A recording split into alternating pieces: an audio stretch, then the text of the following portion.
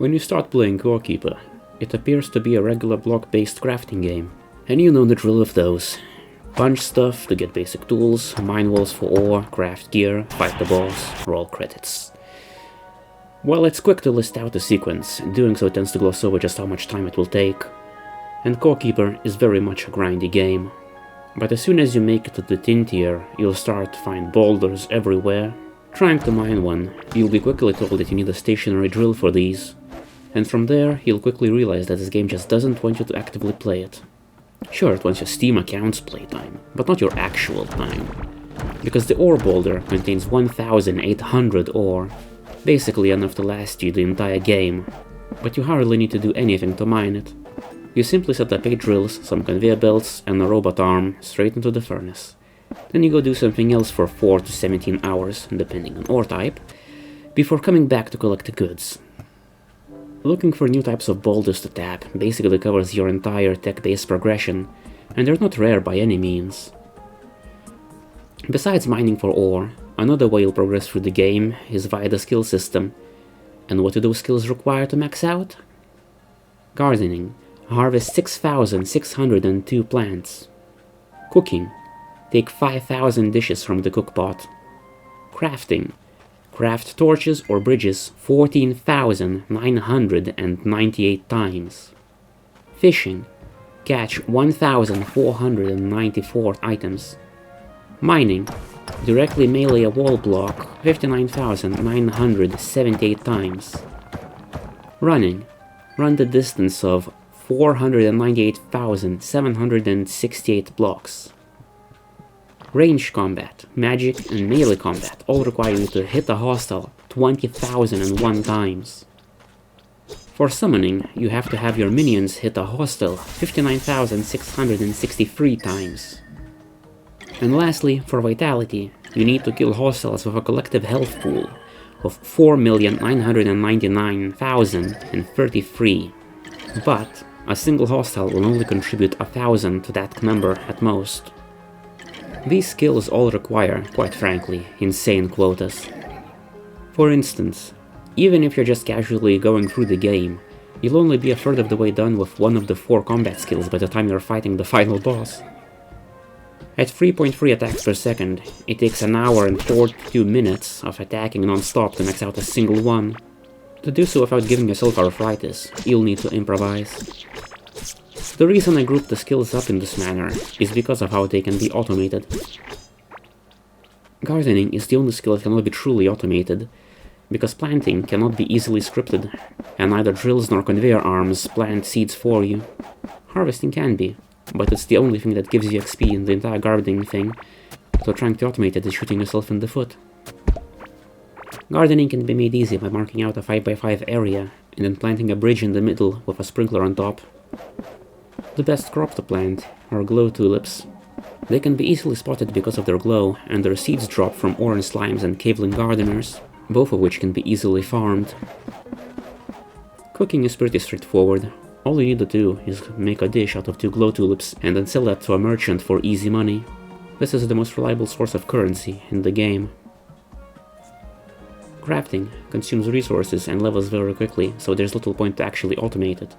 But you can very easily make a wood farm, which is the only plant farm that can be fully automated. You build it like this. You place a seed on tiled ground, leave one space for it to grow in, and cover the rest in tiles or bridges. The one open space gets camped by a drill, with conveyors behind it, moving the newly drilled wood to a chest. The next group of fishing, mining, and running can be easily macroed. For fishing, all you need to do is make a loop that clicks the right mouse button, waits 5 seconds, clicks it again, and waits 1 second. While you might need to adjust these for different gear, it does work quite well. If you want to get a little more fancy, you can make a script that looks for the exclamation speech bubble instead of waiting an arbitrary amount of time. This, however, while faster, is also more involved. To use my script, you would first need to toggle on the hotkeys by turning on the scroll lock. Then you run up to your fishing spot and don't move from there onwards. You cast a line, and once the speech bubble appears, you hit numpad 1. You'll hear a beep and can reel in your catch. Hitting numpad 1 has now told the script how the speech bubble looks like. If you move, its color will change ever so slightly, throwing off the script. With that out of the way, you can press numpad 2 and go AFK, just don't tab out of the game. When you return several hours later, you'll find yourself covered in loot. For mining, you'll need to find yourself a block that you can just barely damage with your empty hand. Grass block is a good choice, though if your mining isn't high enough, you might need rings of rock and stone to correct that. From here on, you just need to put a few grass blocks in your hand, place one down, and activate this simple script. Press down the left mouse button, wait 15 seconds, release the left mouse button, wait a fifth of a second, click right mouse button. The simple loop will punch the block until it's destroyed, then replace it and repeat. Every time the block is destroyed, the player takes a step forward. This isn't significant, because you get pushed back by the placed block. Also, energy loss isn't fatal, so you don't need to worry about food. Running is something I didn't need to macro, because I ran around everywhere. But a script for it would be to hold up for a few seconds, then repeat with down for the same amount of time. Once again, energy loss isn't fatal, and if you roll yourself in the core areas, there's nothing that can kill you.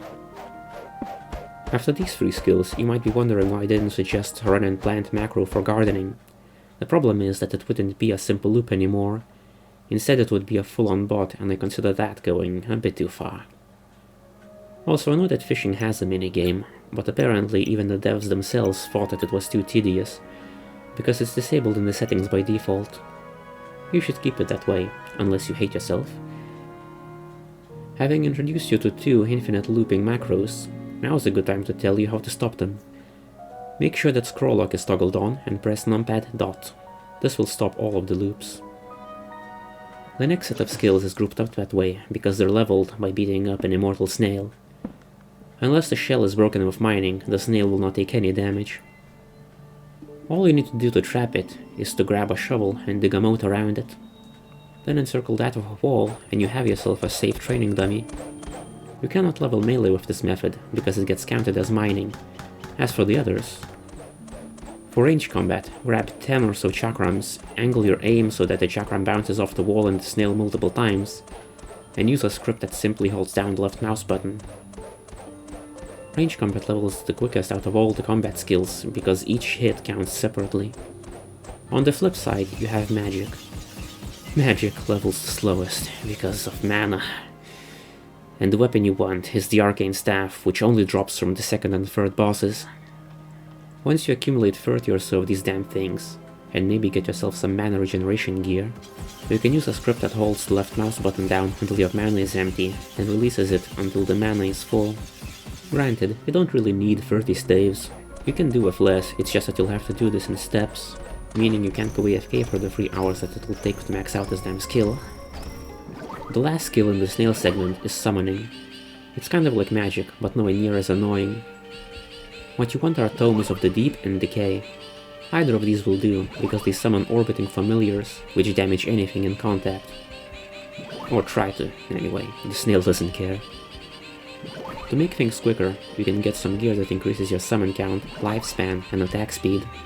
Minion attack speed specifically. The script for this is quite simple. Left click every 50 seconds or so, just under the lifespan of your minions.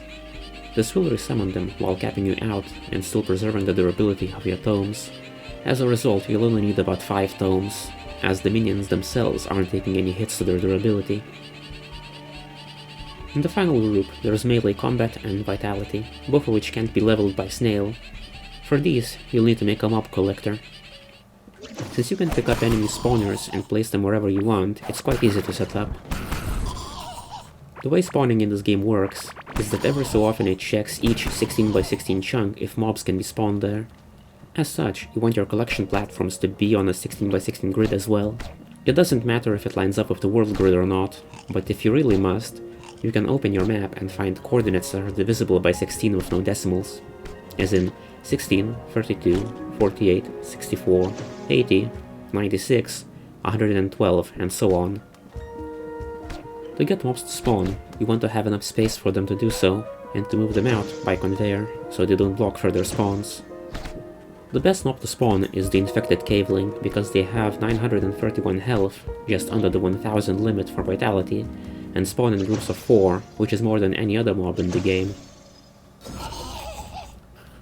Infected cavelings spawn on mold blocks, which you can grab with a shovel in mold dungeons all over the Azios wilderness. Once you get the mobs to spawn and move them out of conveyor belts, you can get them to clump up in a kill area with a 2-tile gap for your own safety. From there, you just go AFK until they pile up. A thing to note is that mobs only spawn while chunks are within the player's bubble of reality, meaning the area around the player that is actively loaded in.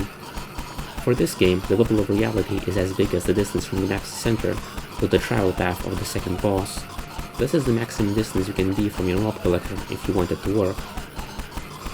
Once the mob collector fills up, you'll want to use the Stormbringer to clear it out. Stormbringer is basically the best melee weapon in the game. It has high damage, high rate of fire, infinite durability, it hits 4 targets with a single strike, it has more range than any other melee weapon, and is created at a maximum level of 19. It is made from some random scrap that you find at the edge of the world, known as the Passage, and the Obliteration Ray, which drops at a rate of 0.1% from orbital turrets, and a 3.16% chance from Solarite chests, which themselves have a 0.27 chance to drop every time you pick up a crystal block. Allegedly, it also drops from the Fire Titan with a fairly high chance, but I killed it 18 times it didn't drop. It took me 12 Solarite chests to get one of them to drop, and 4 days of being AFK in my orbital turret farm to get 2 more. Once you get the Obliteration Ray and the extra scrap, you can make the Stormbringer at the crafting stations that are naturally spawned in the Passage. The difficulty of getting this thing aside, once you do get it, you'll hardly ever use any other weapon again. So now you have the best gear and have maxed out all the skills. What else is there to do? Kill the remaining bosses, I suppose. Except all of them are pushovers. Their attack patterns are few and very basic. Their health can be hosed down with appropriately leveled weapons in nearly a minute, and even the final boss is the same. And with the final boss dead, the game's basically over. At that point, all you really have left to do is simply messing around or trying to find that one needle in the desert eye scene for pretty much the last achievement you'll ever need in this game.